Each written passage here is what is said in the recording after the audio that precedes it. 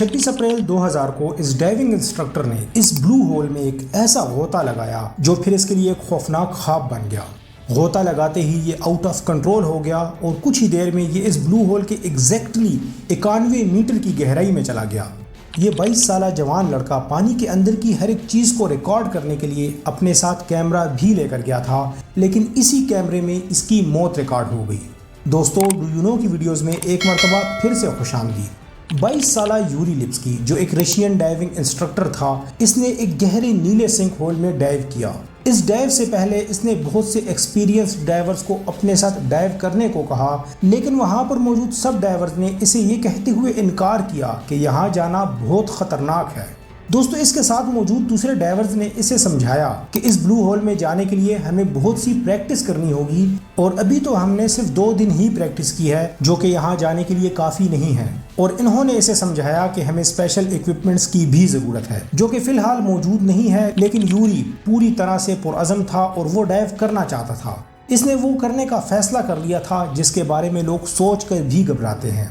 दोस्तों, ये blue sink hole दरअसल डाइवर्स का कब्रिस्तान है। ये साहिल से बस चंद मीटर के फासले पर है और इसकी गहराई 120 मीटर यानी 400 फुट के करीब है। और यहाँ पर इस एंगल पर ये बिल्कुल एक चट्टान की तरह नीचे को झुका हुआ है और इस चट्टान के आखिर पर इसकी गहराई 1000 मीटर के बराबर हो जाती है। दोस्तों, इस इतने गहरे सिंक होल में दुनिया के सबसे ज़्यादा डाइवर्स मरे हैं। अगर 1990 से सिर्फ 2000 तक की बात की जाए तो उन 10 सालों में भी यहाँ पर 132 के करीब इंतहाई एक्सपीरियंस्ड डाइवर्स मरे हैं और इसी वजह से इस जगह को डाइविंग के लिए इंतहाई डेंजरस समझा जाता है। दोस्तों, यूरी को इन तमाम बातों का इल्म था, लेकिन वो ये नहीं जानता था कि उसका ये एक गोता उसके लिए एक डरावना ख्वाब बन जाएगा। ये शाम के करीब 5 बजे पानी में दाखिल हुआ और इसके साथ इस वक्त और भी बहुत से डाइवर्स थे, लेकिन पानी में डाइव करते ही इसने रूल्स को फॉलो नहीं किया और ये इन सब से दूर होता चला गया।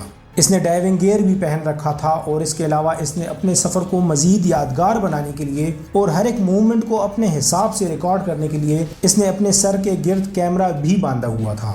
लेकिन दोस्तों, इसने यहाँ पर 3 बड़ी गलतियाँ की थी। नंबर 1, ये अपने ग्रुप से अलहदा हो गया था। नंबर 2, इसने अपने जिस्म के गिर्द बहुत सी ऐसी चीज़ें बांध रखी थी जिसकी इस सफ़र में ज़रूरत ही नहीं थी और इन चीज़ों की वजह से इसका वज़न बढ़ गया था। नंबर 3, इसकी सबसे बड़ी गलती ये थी कि इसके पास इजाफी सिलेंडर नहीं था। इस सिलेंडर के बगैर डाइवर्स नाइट्रोजन नारकोसिस का शिकार हो जाते हैं और ये एक ऐसी बुरी स्टेट होती है जिसमें डाइवर्स मदहोश हो जाते हैं और ये क्विक एक्शन लेने के काबिल नहीं रहते। दोस्तों, पानी में डाइव करने के कुछ सेकंड्स के बाद यूरी अब बिल्कुल अकेला था। शुरू में तो सब कुछ बिल्कुल ठीक था, लेकिन आहिस्ता आहिस्ता सूरज की रोशनी कम होना शुरू हो गई और ये भी आहिस्ता आहिस्ता गहरे पानी की तरफ जा रहा था। ना जाने उस वक्त इसने ये महसूस किया या नहीं, लेकिन इसका कॉन्शियस अब आहिस्ता आहिस्ता चेंज हो रहा था। 10 मीटर यानी 33 फुट की गहराई में इसके फेफड़े अब सिकुड़ गए थे और आधी मिकदार में हवा ले रहे थे। ये सांस लेने की कोशिश कर रहा था और जिस्म की ज़रूरत पूरी करने के लिए ये जल्दी जल्दी सांस ले रहा था।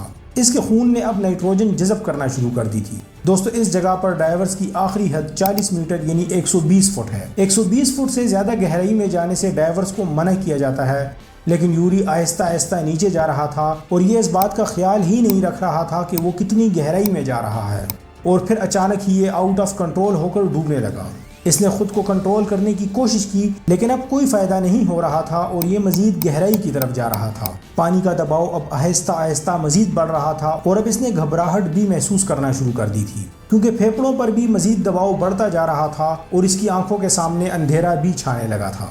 नाइट्रोजन नारकोसिस ने इसके दिमाग पर इतना बुरा असर कर दिया था कि ये अब अच्छे से हरकत नहीं कर पा रहा था और हर गुजरते लम्हे के साथ ये पानी की मज़ीद गहराई में जा रहा था और फिर कुछ सेकंड्स में ही ये 80 मीटर से भी नीचे चला गया।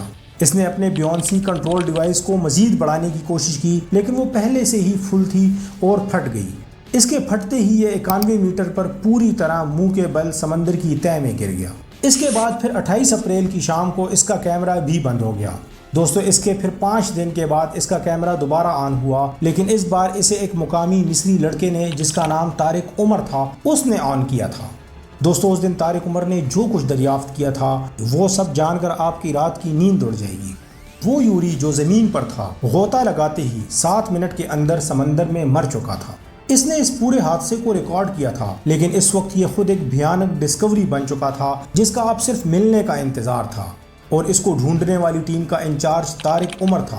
دوستو طارق عمر کو ایسی جگہوں سے لوگوں کو ریسکیو کرنے کا ایک وسیع تجربہ تھا، اور یوری جب سمندر سے واپس نہیں آیا تو پھر اس کی ماں نے طارق عمر کو کال کی اور اسے اپنے بیٹے کے ساتھ ہونے والے حادثے کے بارے میں بتایا۔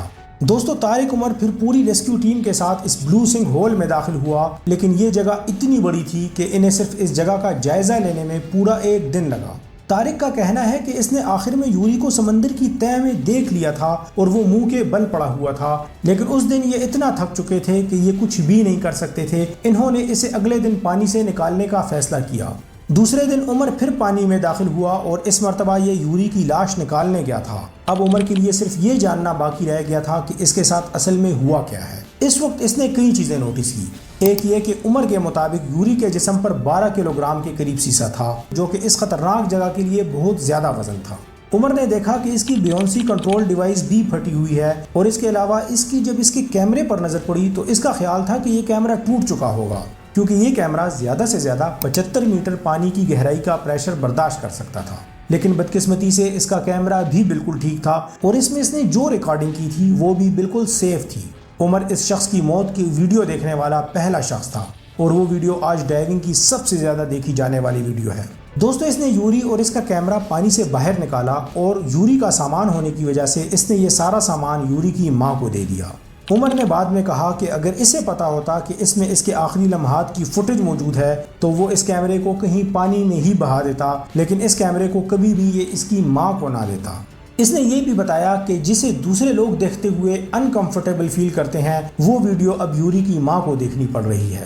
دوستو کیا آپ یہ جانتے ہیں کہ یوری کو پانی میں جانے سے منع کرنے والوں میں عمر بھی شامل تھا؟ جی ہاں دوستو، یوری نے اس ڈائیو سے کچھ دن پہلے عمر کو کمپنی دینے کے لیے آفر کی تھی، لیکن عمر نے اسے یہ کہتے ہوئے منع کر دیا تھا کہ وہاں جانا تو موت ہے۔ لیکن افسوس دوسرے لوگوں کی طرح یوری نے بھی اس وارننگ کو نظر انداز کر دیا تھا، اور پھر وہ ایک برا نتیجہ بن گیا۔ لیکن دوستو یوری اس وقت دنیا کا فیمس ڈائیور بن گیا تھا، اور یوری کی موت کے بعد تو پھر کسی بھی ڈائیور کی ڈائیونگ سوٹ کے ساتھ بھی یہاں جانے کی ہمت نہیں ہوئی، اور آج اس واقعے کو تقریباً 24 سال گزر گئے ہیں، لیکن اب یہاں پر کوئی بھی ڈائیو نہیں کرتا۔